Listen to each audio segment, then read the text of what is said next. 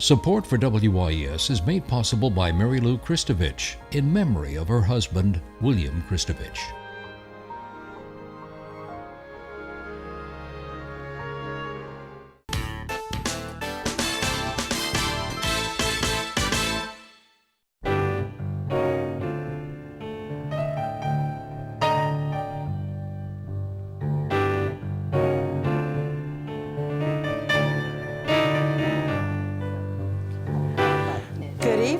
I'm Peggy Scott Laborde, and welcome to Steppin Out, spotlighting the New Orleans area's arts and entertainment scene. Seated at our table tonight, Poppy Tooker, host of the radio program Louisiana Eats, airing twice weekly on WWNO Radio. Good to see you, kiddo. Hi, Peg. Hello.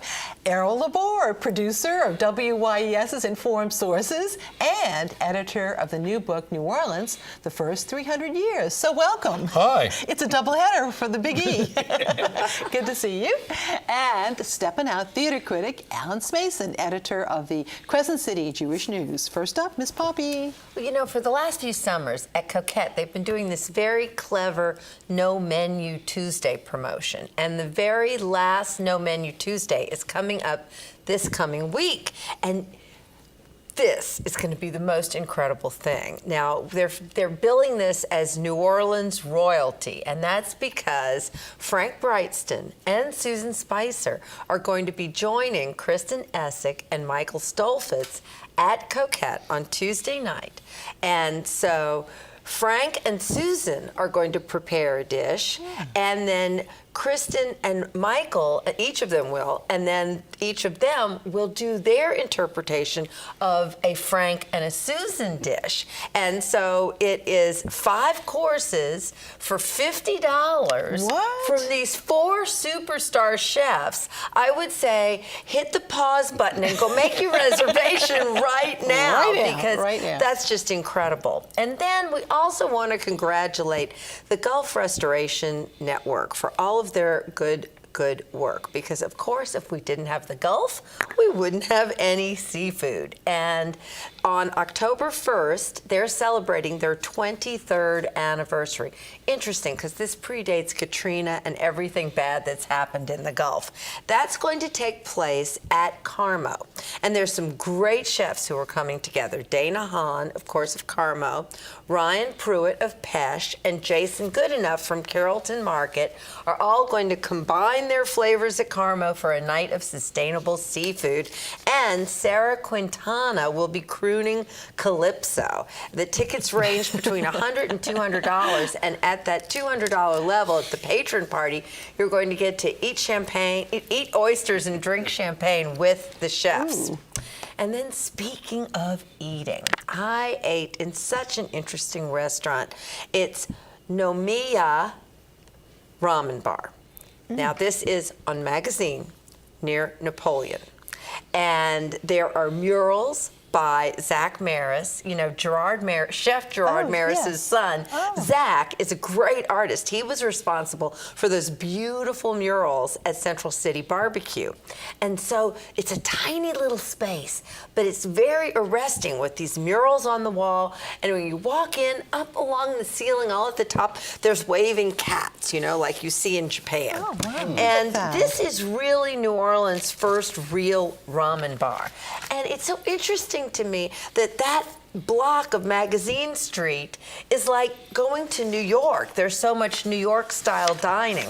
There's Shia, Saffron, and now with Nomiya. These are all things that you see in New York regularly, but here in New Orleans it's special. Now the name itself comes from N-O for New Orleans, Mi, which is for the noodles, that's Japanese for noodles, and Ya, which means bar. So the New Orleans Noodle Bar. They're open Tuesdays through Sundays from 4 until 10 p.m. You have a choice of their tonkotsu, their spicy gekikara, that's $13.50 each, or the kuro ramen for $15.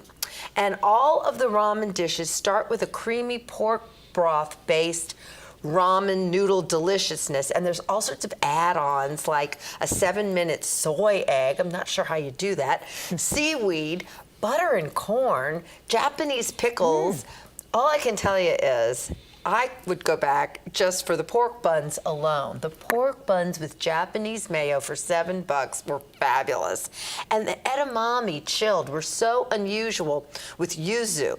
Now, it's BYO, but there's incredibly unusual offerings to drink like royal milk tea and Lucky Cat soda.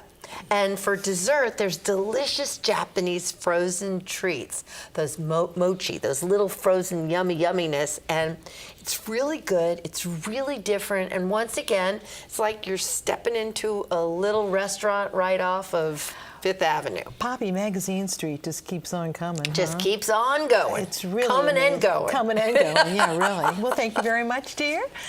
And now for something completely different. In 1877, New Orleans-born Louise Roman founded a local monastery for the Discalced Carmelite nuns on North Rampart Street, where it remained for over 100 years. Before moving to Covington, Louisiana in 1995, with little more than a week away, members of this ancient contemplative order are busily preparing for their annual Mass of the Roses in honor of Saint Therese de Lisieux. Marcia Kavanaugh previews this heartfelt tradition open to all.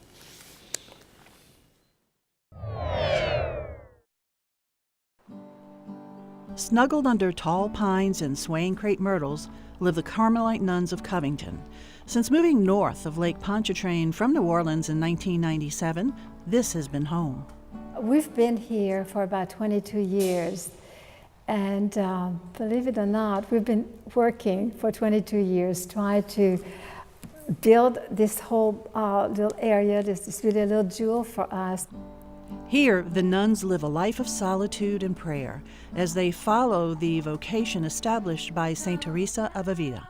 So her big message is one of love. She wanted to be love at the heart of the church, meaning that there would always be a group of lovers of God who would remain with Him. And we imitate her and we try to live that.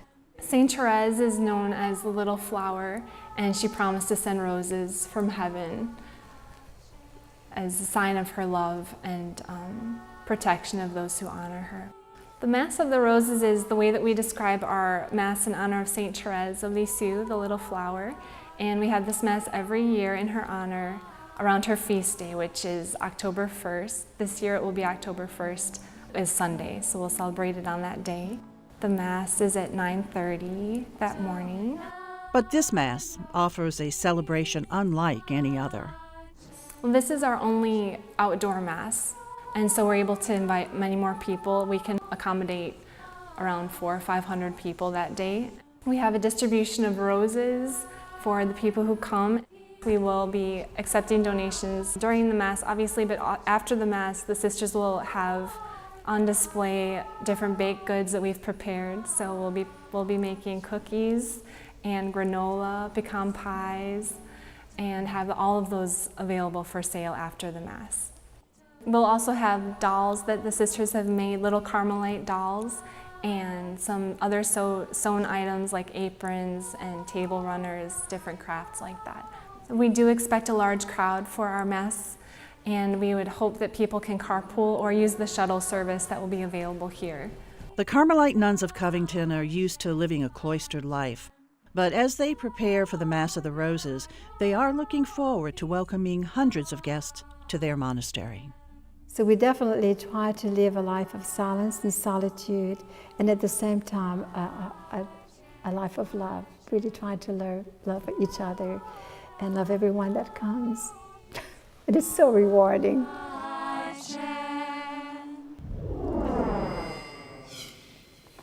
Special thanks to Don Smith for that wonderful feature. And don't forget, the Carmelite nuns will hold their Mass of the Roses on Sunday, October 1st at 9 a.m. Refreshments will be served after. Their website is covingtoncarmel.org. carmelite.org for more information. And they do have Mass for everybody indoors on a regular basis, too.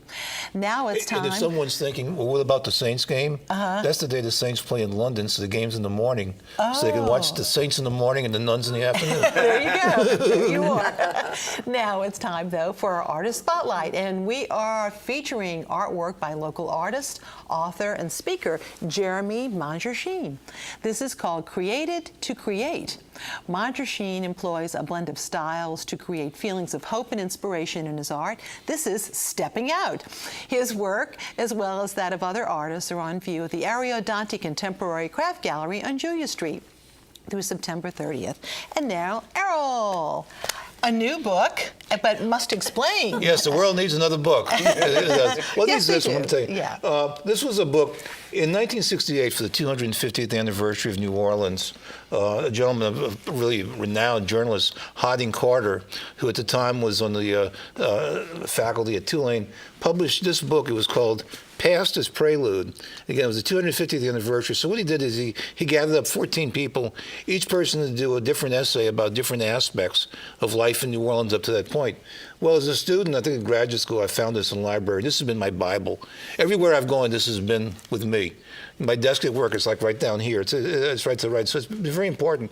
But I always thought, wouldn't it be wonderful at some point to do another version of this book inspired by it? Well, no pretense at all to be like in Harding Carter's league, but still, with the tricentennial coming up, we were able to pull together this book. Can I hold it up? Yeah, okay. We'll be showing. This is called New Orleans, the first 300 years. Yeah. This is like 26 different essays about different aspects of New Orleans. It is done in the spirit of Past as Prelude. It is not an imitation of Past as Prelude, but certainly influenced and inspired it. And the contributors it's a combination of journalists and academics. And it's a great combination, and with a range of topics, art, politics, black culture in New Orleans. Some of it's very seriously. Chapter that talks about disasters. It talks a chapter that talks about some of the serious issues that they've had. Some of it's really fun. Talks about the characters of New Orleans. We've got a great chapter on the flora of New Orleans. Yes. So I think it's an important book. I think it's a keeper. And you know, something I was thinking about with this book is like. Yes. Okay. Yeah, I was just going to show you, just to show the variety of the different topics too. Yeah. Here's some of the photos or some of the images, and that was Major General Butler, of course, who ruled New Orleans during Reconstruction. Mother Frances Xavier Cabrini, who came to New Orleans, and was the first canonized saint in Yeah, and she was a naturalized citizen. She was the first American saint.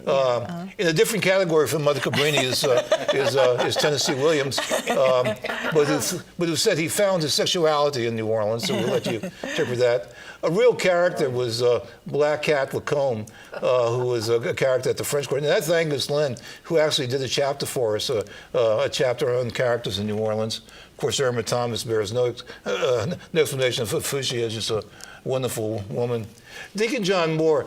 To me, if there's ever another book done about New Orleans, if there's some person, to me, who epitomizes New Orleans, who's the image of New Orleans, is Deacon John. I mean, he just combines everything. And of course, the streetcar, as it happens, I'm wearing a red Canal Street streetcar tie, too. And so it's just, I think it's a good combination. I think it's an important book. If you're not interested in politics, but you're interested in art, or vice versa, I think it's good. We should point out there is a signing next Thursday at Garden District Books. At Garden District Books. And hopefully a lot of the authors will be there. Yeah, and we're going to have some of the authors in the panel. And as far as I know, it's pretty much available at all the places where good books are sold. Good books are sold. And some places where bad books are sold, okay? But it's out there now. So. Yeah, but it's different aspects of life in New Orleans. As you said.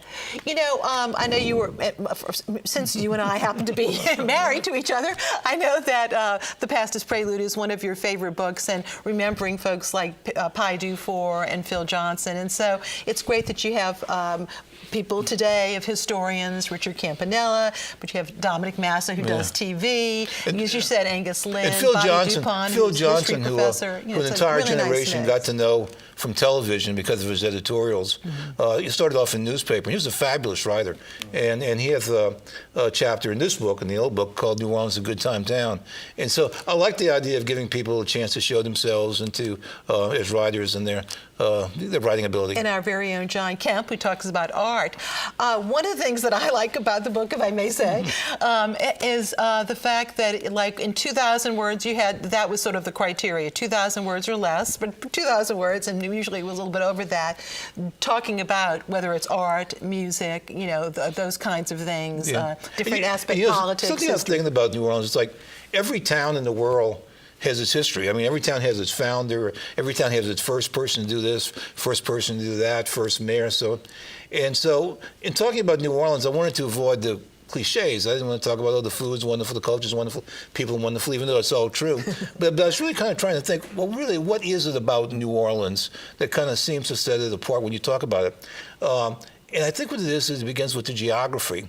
You know, a lot of towns began because maybe they were a stop for a railroad, or there was a creek somewhere or something, or there was the foot of a mountain. New Orleans began is like the gateway to the whole Mississippi Valley, and really to the West. You know, every town has its people who settled, and a lot of times it was people in wagon trains who were going across. New Orleans had people that came through the port internationally. It was an international city. A lot of towns may have their native food, maybe some kind of a trout dish from the nearby creek or something. Or New Orleans had the Gulf of Mexico and the Atchafalaya swamps. Everybody had like some kind of native cooking tradition, maybe something that they got from the Indians. New Orleans, we had the Germans and the Creoles and the Cajuns, so everything they had. And so everything is really just really amplified here in terms of celebrations. I mean, every town has maybe like its 4th of July celebration. I think the capacity for joy. Yeah, you know. But we had Mardi Gras that evolved here, which really became a template for how celebrations are done in many categories around the country. In fact, we have a chapter in here called Celebrations, which shows the influence that Mardi Gras had on celebrations of different types locally, and so, you know. And we would be remiss if we didn't say that some of the spectacular archival images are from our partners, the Historic New Orleans Collection, who are working with us on a documentary. I have to say, of course, I have to, of the same name, November, and the book's also available through WYES. And let me mention one thing, just by, at the time this was done, Harding Carter owned Pelican Publishing at the time. He said sold it many times, and it's different ownership. But Pelican Publishing of today did this, and I really respect this because they took the risk. I mean, you know, when you make that commitment to do a book, you know, so they're the risk takers, and I have great respect. So it still remains having that Pelican Publishing name. All right, great. Thank you, Errol.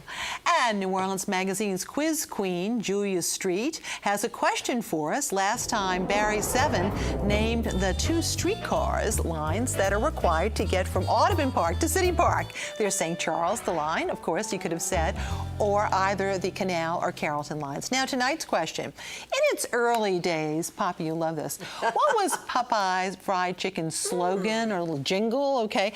And what native rice dish did the chain popularize? Email your answers to steppinout@wyes.org. Our prizes, a year subscription to Louisiana Life magazine, a copy of the book, New Orleans, The First 300 Years, courtesy of Pelican Publishing, and an apron with the message Claw and Order from our friends at wearablevegetables.com, and a New Orleans Public Service Transit Token t-shirt, as worn by WYES Associate Producer Burke Bischoff. Go to NewOrleansPublicService.com to see the new t-shirt line. A reminder that our friends at Kitchen Witch, they're currently having through November Taco Tuesdays from 5 to 7. And you can go to WYES.org for our online calendar to see our lineup of events, including the 9th Annual Douglas Red Cultural Summit. That's this Sunday at the Ashe Cultural Arts Center. You can also link to our WYES YouTube channel to view our program. Alan. Well, you know, it's rare that New Orleans audiences get to see a Broadway show prior to its landing on a New York stage. We get to see that coming up with Escape to Margaritaville, the Sanger Theater. But we're also about to see this week and last week a piece that's supposed to open at the Circle in the Square Theater in New York, and that, of course, is the revival of Once on This Island. After having seen this marvelous production last week at Le Petit, I can tell you that I'm completely overwhelmed and charmed by this small 90-minute musical. It captures the music of the Caribbean and the music and lyrics of Stephen Flaherty and Lynn Ahrens. You may recall that's the team that did Ragtime. Now, Shangobunmi Durotimi, keep that name tip on your tongue there, because it's Tamoon, who is the young peasant girl, and she saves the life and falls in love with a member of the landed class who live on the other part of the island. He's played by Luke Halpern. She's wonderful in this role. The peasants worship various gods. They live on the island sort of nebulously in the background. The Earth Mother, played by Jessica Mixon. Her sister also is in there, Whitney. Papa Gay, the demon of death. Sean Richmond plays Daniel's father. And Robert DeKey and Adela Johnson, of course, portray Timon's parents, and their wonderful singing as well. This is a musical fable and has glorious music that's conducted by Emmanuel Burke Jr., a small ensemble of musicians. It has a message about love that really resonates for both the young and the old alike. I really recommend this very highly. Maxwell Williams, a fantastic job as the director of the superlative production. And again, you get to see this show here in New Orleans before it opens as a revival in New York. Wow.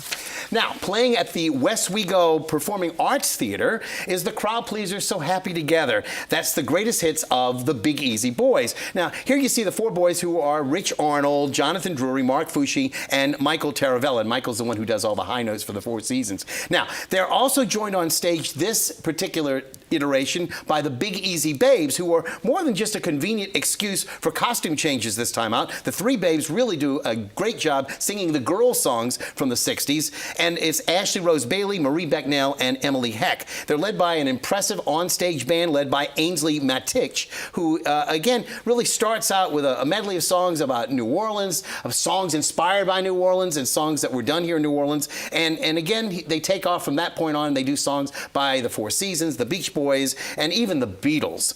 The most amazing parts of the show, though, are when the Big Easy Boys and the Big Easy Girls harmonize together on different songs, and it is an amazing, amazing job. They really did a great deal working together on that. It's a live performance show that really elicits the audience participation. They don't mind if you sing along, or even if you dance, if you're so inclined. I concur, a great afternoon or evening of music for you to check it out. And again, great costumes by Todd Trosclair, who apparently had done their earlier show at Rivertown, and it's a great opportunity. I also mentioned they now have a buffet that's available pre-show. So check that out at the West-We-Go Performing Arts Theater and the West-We-Go Teatro. And again, that's the JPAS. It's going to be running through October the 1st. One of the first shows that played in New Orleans following Hurricane Katrina was a play in 2006, a musical called Urinetown. It's a dystopian tale of a drought that requires that the patrons of the town have payment to use the restrooms. I know it's kind of a strange premise for a show, a bit bizarre, but it really is right up the alley of the cutting-edge producers of the NOLA project, and they use their creative forces at UNO. Together with them, they combine to do this NOLA project, UNO production. And again, it's the first time that NOLA Project has been involved with a musical since their very highly received Assassins a few years back. Oh. And we all love what they did with that. So again, you may remember this was the last, I think, musical that was done around the time of Tableau, before they came in, before they shut down at the Muriel stage. So again, that was Assassins. Now we're going to see Urinetown. Despite its subject matter, Urinetown has some wonderful songs, and this is by Mark Holman and Greg Cotis. It's directed by A.J. Allegra. That'll be coming up September the 29th through the 14th of October. Also coming up in the next few weeks, one of the shows on Broadway that resonated so much with audiences at Circle in the Square Theater, where Once on This Island will be, was the Tony Award-winning show of 2015, Fun Home. It's based on the graphic novel memoir by the lesbian cartoonist Alison Bechdel. And Southern Rep is going to be bringing us this regional premiere. Fun Home starts with a dysfunctional family and the relationship between the young girl and the middle-aged Allison with her closeted father, Bruce. And the name also refers to the fact that the family lived in a fancy mansion which doubled as a funeral parlor. Previews begin next week, and opening night will be Monday, October the 2nd. One other piece that I want to mention, too, is that next Wednesday night, September the 27th, there'll be an opportunity to see a production that's going to be cobbled together by the Dramatists Guild across America. New Orleans is one of only 16 cities to actually take part in this. It's a night called Band Together, a censorship cabaret, in which an all-volunteer group will perform selections from plays and musicals that were either banned or had controversial material in them that got them banned or censored by authorities. I'll be having my directorial debut in this particular piece. I'm going to be leading 2 actors in a scene from Angels in America. That's the Pulitzer Prize and Tony Award-winning play by Tony Kushner. The production runs an hour, and it's free and open to the public. All right. I think that's really fun. Thank you, Alan. All right. Time for our picks. Puppy. Well, my pound puppy, Buddy, asked me to please mention Louisiana's SPCA NOLA on tap tomorrow. It is the largest beer festival in the South. It's, of course, at City Bark from noon until 7 p.m., and tickets start at only $5. That's a deal. Yes. Errol. Well, if you've been saying sometime this year I want to go see a Tulane football game, tomorrow might be the day because they're playing Army, which is one of the great traditions in football in the country. In Army, they bring a lively squad with them, and they got students on the side. Anytime the team does something good, they do push-ups. So you hope they're not going to be doing too many push-ups. But it's fun to see Army. It's a great institution. By the way, Army beat Navy last year in the big game between the two. 11 o'clock kickoff tomorrow at Yeoman Stadium. All right. And I just wanted to remember that remind everybody that Randy Newman is coming back to New Orleans. Of course, the famous Randy Newman's pieces about Louisiana and New Orleans that he did some years ago. He's going to be at the Orpheum on Tuesday, December the 12th, and tickets are between $44 and I believe $129.50. What you got there, Alan? Well, I've got a little challah. This is it's supposed to be round, but I'm sorry I ate half of it already. But I want to share it with you. This is for the new year, and we put a little honey on top of it to have a sweet new year for 5778. That's on the Jewish calendar. So while you're cutting it, I'll do my picks. Yes. Okay. And the monthly Sippin' in the Courtyard series will be happening. That's next Wednesday, September 27th at the Maison Dupuis Hotel on Toulouse Street. The event will feature clarinetist Tim Laughlin, one of our faves, and will benefit Make Music NOLA. That's from 5 to 8 p.m. Also on Wednesday, jazz historian Bruce Boyd Rayburn will give a lecture at the Williams Research Center on Charter Street called The Storyville Diaspora Revisited. It will start at 6 p.m. and it's about the music relating to Storyville. And looking ahead, don't miss Music Under the Oaks, that concert series at Audubon Park in October. The free series will kick off October the 1st with a performance by the Louisiana Philharmonic Orchestra Brass Quintet, and that will be at 5 p.m. Visit audubonnatureInstitute.org for more information. And thank you all. Thank you, Errol, for joining us. I know you have a busy evening. Nice to meet you all in person. Thank you very much for watching. I watch every week. So we're having Holly here. Good night. Thank you. All right. Did you get some? You got some. Here we go.